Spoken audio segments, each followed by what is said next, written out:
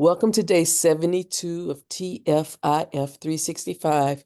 And today I just wanted to freestyle a bit and talk about my day yesterday as I witnessed the unfolding of what was happening in Britain with the royal family. And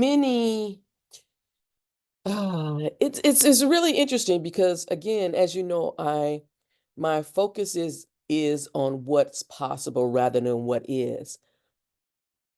And I've practice that with an understanding that I strategically observe what is because it helps me inform how to move and build what's possible, right? So there are a lot of people who do community work, who do spiritual work, who do collaborative work, who do advocacy, who would say just ignore what's going on. And I've tried that um and it really doesn't work for me. I need how my brain works is I take in information from all different places, synthesize that information or data, and it comes out the other end this different thing. So when I say that I don't focus on what is, it's not that I ignore what's going on in the real world, because as a Black woman, that could be to my detriment, literally. I mean, it could be fatal for me to do something like that. So I'm not ignorant in that. But what I've learned to do when I say I don't focus on what is I no longer internalize what is. I have become really good at observing as a won't use the word neutral, won't use the word because there is no such thing as neutrality in my opinion. But from a distance, it's like I can take the emotion out. Um, I can um yeah, I can look at what is in the situation with what's going on with the missing princess. And because I can step back and observe, I can see very different angles. I can listen to different opinions. I don't have to agree with them.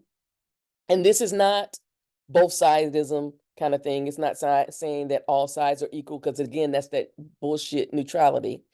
It's having the ability to take in information from various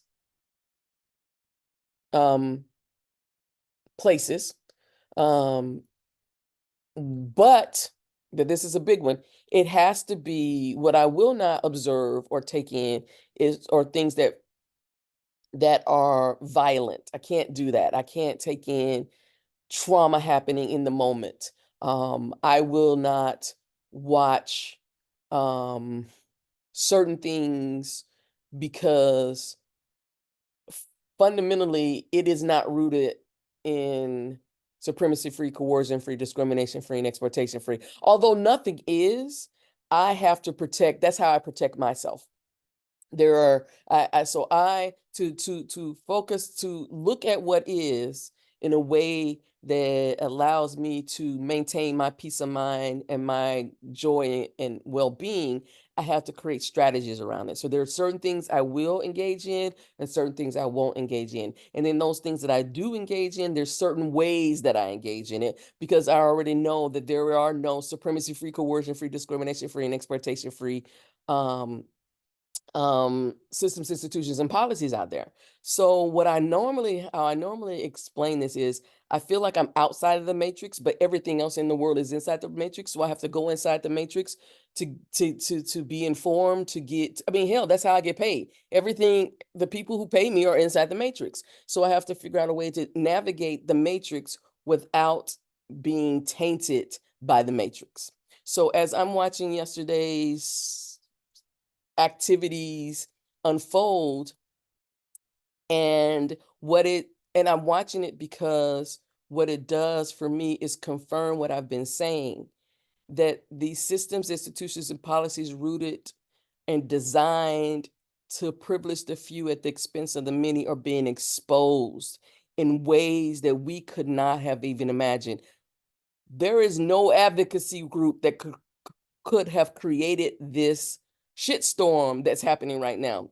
And also, when I do this, I usually don't look at the individuals involved. So I'm not looking at it from Kate and William and whatever. What I'm looking for is how the systems, institutions, and policies are, and how their policies, procedures, and processes are activated. How systems, institutions, and policies create policies, procedures, and processes that enable the systems, institutions, and policies to continue to be maintained, to be protected, to be, these systems, institutions, and policies go on the defensive, they go on the offensive. That is what I focus on.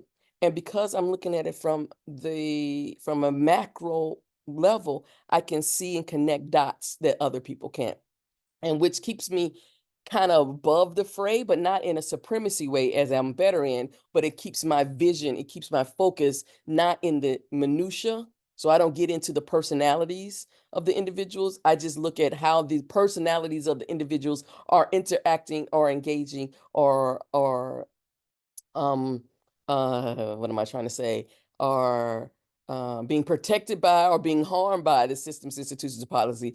And it is institutionalized. I mean, the monarchy in England is a great example of this, because the literal people who benefit the most from it call it a firm. They know it's an institution.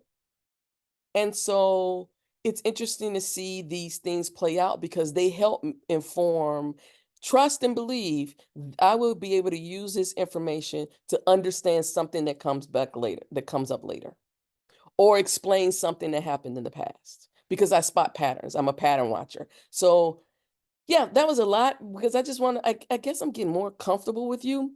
And this was just what they call it, a stream of consciousness.